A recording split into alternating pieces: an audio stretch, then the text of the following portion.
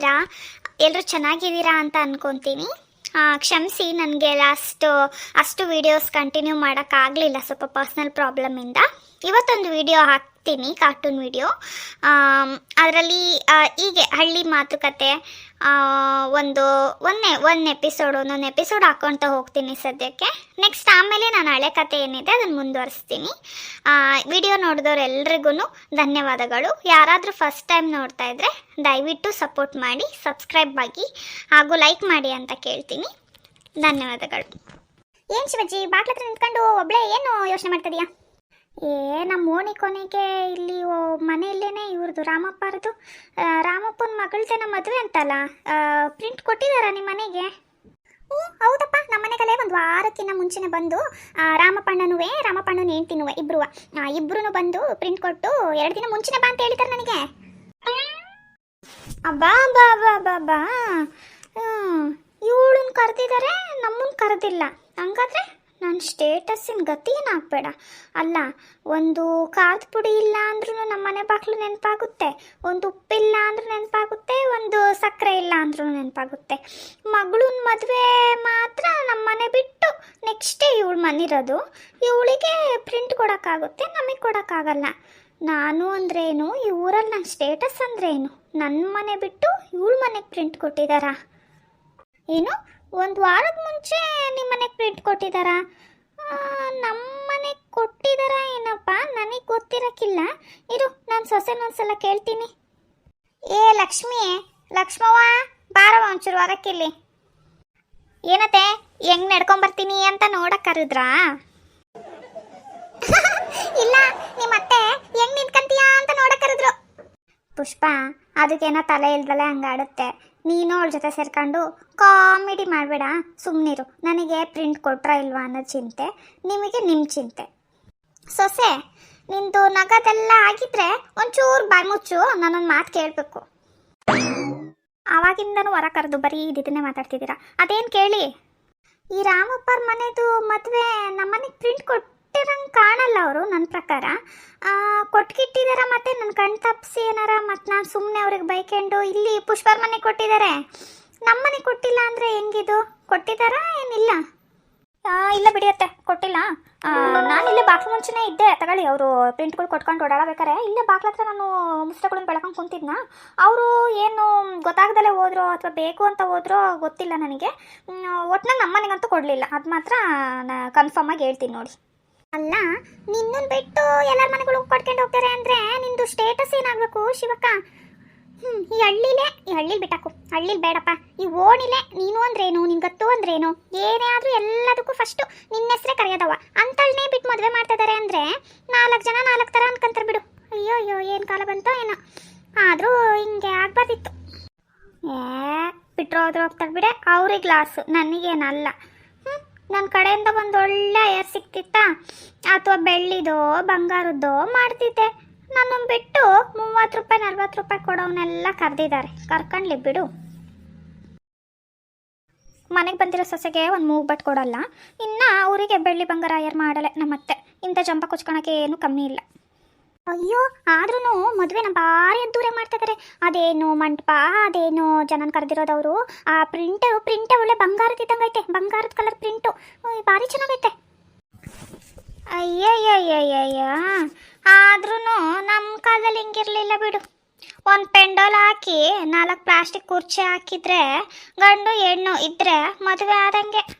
ನಿಮ್ಮ ಕಾಲ ಎಲ್ಲ ಹೋಯ್ತತೆ. ನಿಮ್ಮ ಕಾಲ ಅನ್ನೋದಕ್ಕೇನು, ನಮ್ಮ ಕಾಲನೇ ಓದಂಗಾಯ್ತು. ಯಾಕಂದರೆ ಈಗ ಮದುವೆ ಆಗೋ ಹುಡುಗ ಹುಡುಗಿಗೆ ಹೂವಿನ ಹಾರದ್ದು ರೇಟ್ ಕೇಳಿದ್ದೀರಾ ನೀವು? ಅಯ್ಯೋ ಯಾವೆಂತೆಂಥ ಹೂವಿನ ಹಾರ, ಡ್ರೆಸ್ ಮ್ಯಾಚಿಂಗ್ ಹೂವಿನ ಹಾರಗಳು. ನೈಟ್ ಒಂಥರಕ್ಕೆ, ಬೆಳಗಿಗೆ ಒಂಥರಕ್ಕೆ, ಆಮೇಲೆ ಗಂಡು ಹೆಣ್ಣನ್ನ ನಿಲ್ಲಿಸ್ತಾರಲ್ಲ ಅವಾಗ ಒಂಥರ ಹೂವಿನ ಹಾರ. ಇವು ಮ್ಯಾಚಿಂಗು, ಬಟ್ಟೆಗೆ ಮ್ಯಾಚಿಂಗ್ ಹೂವಿನ ಹಾರಗಳು. ಅಯ್ಯ, ಅಷ್ಟಾಗಿ ನಮ್ಮ ಮದುವೆನೇ ಆಗಿತ್ತು. ಹೂವಿನ ಹಾರ ತಗೋಣ ದುಡ್ಡಿಗೆ ನಮ್ಮ ಮದುವೆನೇ ಆಗಿತ್ತು. ಇವಾಗ ಹಂಗತ್ತೆ ಮದುವೆಗಳು ಅಂದರೆ. ಆಮೇಲೆ ನಿಮಗೆ ಊಟದ ಗೊತ್ತಾ? ನಾನಾ ಥರ ಊಟ. ಅಯ್ಯೋ ಅದೆಂಥದ್ದು ಸಿಸ್ಟಮ್ ಅಂತೆ. ಅತ್ತೆ, ನಾವೇ ಹೋಗಿ ಬಡಿಸ್ಕೊಂಡು ಉಣ್ಣೋದು. ಗೋಬಿ, ಪರಾಟ, ಪಲ್ಯಗಳು, ಪನ್ನೀರ್ ಪಲ್ಯಗಳು, ಅವು ಇವು ಎಲ್ಲ ಇರ್ತದಂತೆ.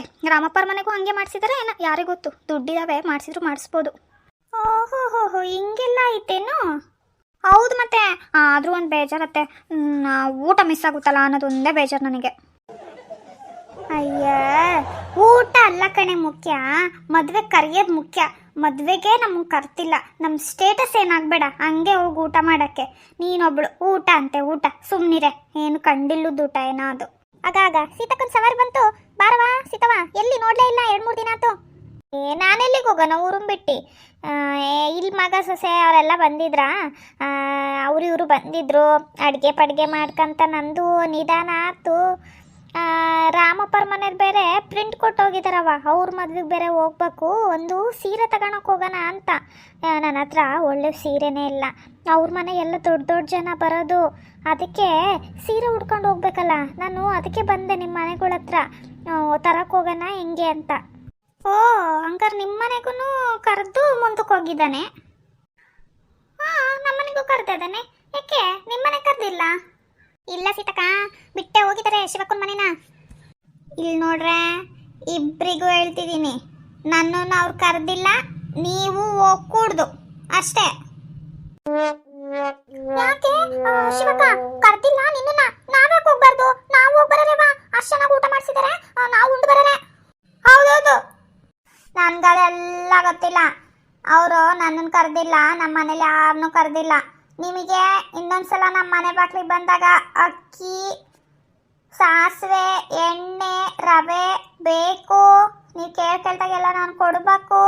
ನೀವು ಹೋಗ್ಕೂಡ್ದು. ಇಲ್ಲ, ಇವತ್ತೇ ನಂದು ನಿಮ್ಮದು ಸ್ನೇಹ ಮುರಿತು ಅಂದ್ಕೊಳ್ಳಿ, ನೀವು ಹೋಗ್ಕೊಳ್ಳಿ ಅಷ್ಟೇ. ನೀನು ಮಾತಾಡ್ತಿರೋದು ನಿನಗಾರ ಸರಿ ಅನ್ನಿಸ್ತೈತೇನೆ. ಅಲ್ಲ ಸೀತಕರೆ, ಪುಷ್ಪಕರೆ, ಅಂತ ಬಂಗಾರದಂತೆ ಅತ್ತೆನ ಸಾಕ ಕೊಡ್ದಾಡ್ತೀಯಲ್ಲ ಲಕ್ಷ್ಮೀ ಅಂತಿದ್ರಲ್ಲ, ನೋಡಿ ನಮ್ಮ ಬಂಗಾರದಂತ ಅತ್ತೆ ಮಾಡೋದನ್ನ. ಹೌದೌದು ಅನ್ಬೇಕು ಬಿಡುವ ನಿಮ್ಮ ಅತ್ತೆಗೆ. ನಮ್ಮನೆಗೆ ಎಣ್ಣೆ ಒಂಚೂರು ಖಾಲಿ ಆದಂಗೆ ಆಗಿತ್ತು.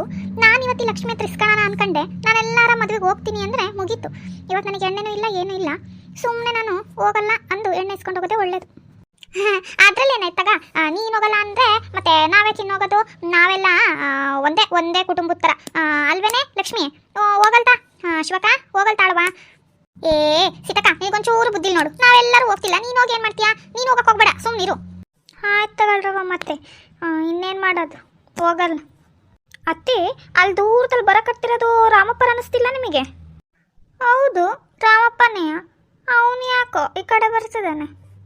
ಅಬ್ಬಾ, ಏನಪ್ಪ ರಾಮಪ್ಪ, ಸವಾರಿ ನಮ್ಮನೆ ತನಕ ಬಂದೈತಿ ಇವತ್ತು. ಶಿವಕರೆ, ತಪ್ಪು ತಿಳ್ಕೊಬೇಡ್ರಿ, ನನಗೆ ಗೊತ್ತಾಗ್ತೈತೆ ನೀವು ಯಾವ ಅರ್ಥದಾಗ ಹೇಳ್ತಿದ್ದೀರಾ ಅಂತ.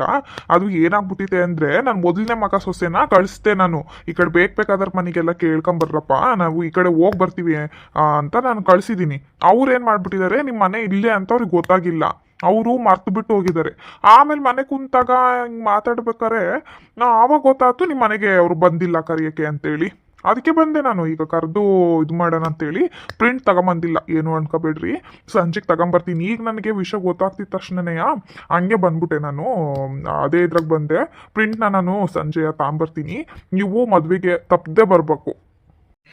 ಅಯ್ಯೋ ಹೌದಾ, ನಾನು ನನ್ನ ಸೊಸೆಗೆ ಅದನ್ನೇ ಹೇಳ್ತಿದ್ದೆ. ಅವರು ಹಂಗೆ ನಮ್ಮನ್ನು ಬಿಟ್ಟು ಹೋಗಾರಲ್ಲ, ಮರ್ತೋಗಿರ್ಬೇಕು ಅಂತೇಳಿ. ನಾನಲ್ಲಪ್ಪ, ನೀವು ಕರೀಲಿಲ್ಲ ಅಂದ್ರೂ ನಾನು ಮದುವೆಗೆ ಬರ್ತಿದ್ದೆ. ನಮ್ಮನೆ ಮದುವೆ ನಾನು ಇದು ಮಾಡೋಕ್ಕಾಗ್ತತ್ತ, ನಾನು ಬರ್ತಿದ್ದಪ್ಪ.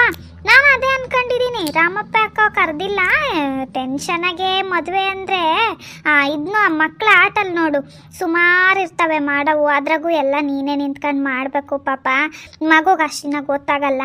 ಮನೆ ಬಿಟ್ಟು ಮನೆ ಕರೆದಾಗಲೇ ಅರ್ಥ ಮಾಡ್ಕ್ಯಾ ಮಗುಗೆ ಎಷ್ಟು ಮಟ್ಟಿಗೆ ಗೊತ್ತಾಗುತ್ತೆ ಅಂತ. ನನಗೂ ಅರ್ಥ ಆಗುತ್ತೆ. ನೀನು ಕರೀಲಿಲ್ಲ ಅಂದರೂ ಬರ್ತಿದ್ನಪ್ಪ, ಅದು ನಮ್ಮನೆ ಇದ್ದಂಗೆ. ಅದು ನಾನು ಬಂದು ಮಾಡೇ ಮಾಡ್ತಿದ್ದೆ.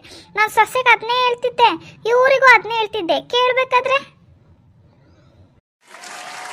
ನಮ್ಮತ್ತೆ 1 ರೂಪಾಯಿ ಆಕ್ಟಿಂಗ್ ಮಾಡು ಅಂದರೆ 1000 ರೂಪಾಯಿ ಆಕ್ಟಿಂಗ್ ಮಾಡ್ತಾರೆ ಬಿಡಪ್ಪ. ನೋಡು, ಹಂಗೆ ದೋಸೆನ ಹಿಂಗೆ ಮಗ್ಸಾಕ್ಬಿಟ್ಲು. ಗೊತ್ತವ, ನಿಂದು ದೊಡ್ಡ ಗುಣ ಅಂತ ನನಗೆ ಗೊತ್ತು. ಆದರೂ ಹೇಳೋ ಪದ್ಧತಿ ಕರ್ತವ್ಯ ನಮ್ದಲ್ಲವ, ಅದಕ್ಕೆ ಹೇಳಕ್ಕೆ ಬಂದಿದ್ದೀನಿ. ತಪ್ಪಿಸ್ದೆ, ಮದುವೆಗೆ ಬಾ. ನೀವು ಬರ್ರಿ ಸೀತಕ್ಕ, ನೀವು ಪುಷ್ಪಕರೆ, ನೀವು ಬರ್ರಿ. ಹಂಗೆ ಸೊಸೆನೂ ಕರ್ಕೊಂಬಾರವ ಶಿವಕ್ಕ. ಸರಿ ಕಣಣ್ಣ, ಆಯಿತು. ನೀನು ಹೋಗ್ಬಾ, ನಾವು ಬರ್ತೀವಿ ತಗ. ನಾವು ಸಂಜೆ ಮುಂದೆನೇ ಹಿಂಗೆ ಮನೆ ಹತ್ರ ಬಂದು ಹೋಗ್ತೀವಿ ತಗ. ಸರಿ ಕಣ್ರವ, ಆಯ್ತು. ಅರೆ, ನೀವು ಹಂಗೆ ನೋಡ್ತಿದ್ದೀರಲ್ಲ, ಬನ್ನಿ. ರಾಮಪ್ಪ ಅವ್ರು ಬಂದು ಕರೆದಾಯ್ತು, ಮದ್ವೆಗೆ ಹೋಗೋಣ. ನಾವು ಮದ್ವೆಗೆ ಹೋಗ್ಲಿಲ್ಲ ಅಂದರೆ ನಮ್ಮ ಸ್ಟೇಟಸ್ ಏನಾಗಬೇಡ